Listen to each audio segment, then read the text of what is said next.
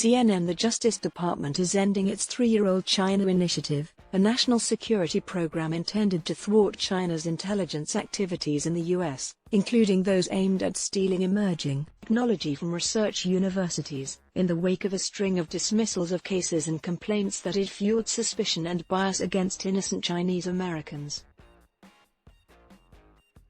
Matthew Olson, Assistant Attorney General for National Security, announced the change of strategy Wednesday, following a months-long review of the initiative and his conclusion that there was merit to some of the criticism from Asian Americans and from universities that the program was not only fueling discrimination but was also harming efforts to attract top talent and to pursue cutting-edge research. Anything that creates the impression that the Department of Justice applies different standards based on race or ethnicity harms the department and our efforts, and it hams the public, Olson told reporters Wednesday.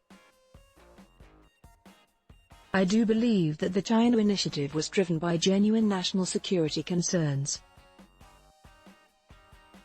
But I'm also mindful that the department must maintain the trust of the people whom we serve. Olson, in a speech at George Mason University's National Security Institute, announced that the department would pursue a broader strategy to counter not only threats from China but also from Russia, Iran, and North Korea. It's a nuanced change, Olson told reporters, noting that he agreed with comments recently from FBI Director Christopher Wray, who said that the Chinese government's activity have become more brazen, more damaging than ever before. The China Initiative was launched in 2018 under then Attorney General Jeff Sessions, who early on had decided the intelligence, cyber and repressive threat that China posed to be worse than the Russian threat then dominating the headlines amid the investigation at the time of Russian election interference to aid Donald Trump's presidential campaign. The Justice Department has credited the initiative with some major prosecution victories, including against Chinese spies working to steal U.S. technology. The department's website lists nearly 60 cases under the initiative ranging from hacking to spying to false statements in grant applications. But the initiative also ran into major problems in court, particularly in cases targeting what prosecutors said was grant fraud by university researchers who the government said failed to disclose ties to China. Last summer, the department was forced to drop charges against a half-dozen people who faced charges related to their research grants and what the department said was an attempt to hide ties to China. In Tennessee, a judge dismissed a case against a Chinese-Canadian researcher after a jury deadlocked on what prosecutors said was an attempt to defraud the U.S. government. Olson, in his speech Wednesday, said his national security prosecutors would more closely supervise cases involving grant fraud, which was the source of many of the complaints about the China Initiative. In some cases, instead of criminal prosecution, he said, the department might seek civil or administrative sanctions.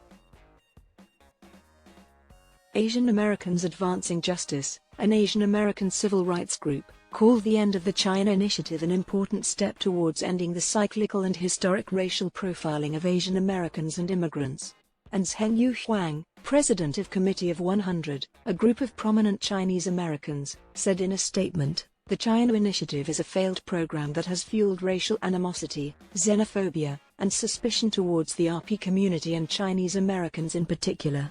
Today's announcement is an important step forward, but much more work needs to be done to ensure that all cases being prosecuted are based solely on evidence and not on perception.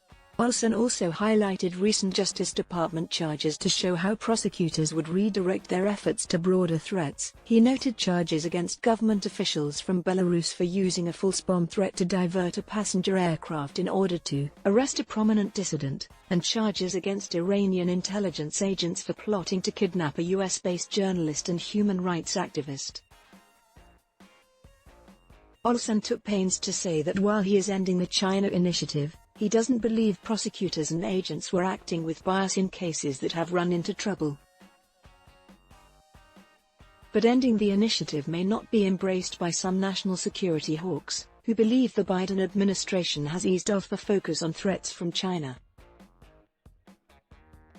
Wray, in his January speech, appeared to stake out a pre-battle position against any effort to soften the focus on China.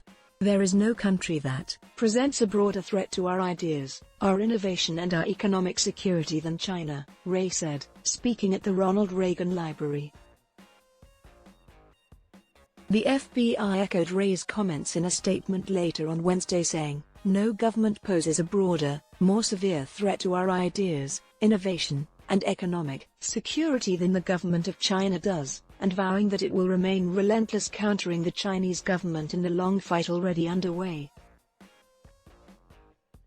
This story has been updated with additional details Wednesday. Adblock test: why